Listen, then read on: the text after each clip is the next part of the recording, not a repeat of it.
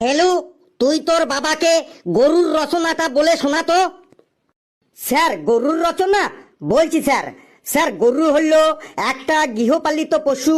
অনেকেই বাড়িতে গরু পোষে, আবার অনেকে গরুর সাথে সাথে ছাগলও পোষে।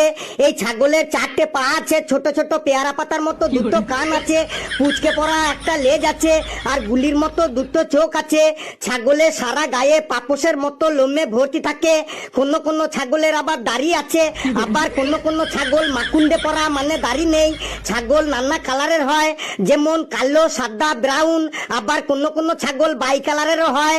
ছাগল নানা প্রকারের হয়, যেমন পাটা ছাগল, পাটি ছাগল, খাসি ছাগল।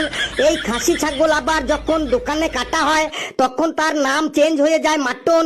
ছাগলের পটিগুলো দেখতে অনেকটা গুটি গুটি গুটি গুটি গুটি গুটি হজমিগুলির মতো। আর ছাগল যা পায় তাই খায়, ওর মুখটা 24 ঘন্টায় একদম চলতেই থাকে, চুলবু চুলবু চুলবু চুলবু চুলবু চুলবু চুলবু চুলবু করে চলতেই থাকে। স্যার, কেমন লাগলো স্যার গরুর রচনাটা?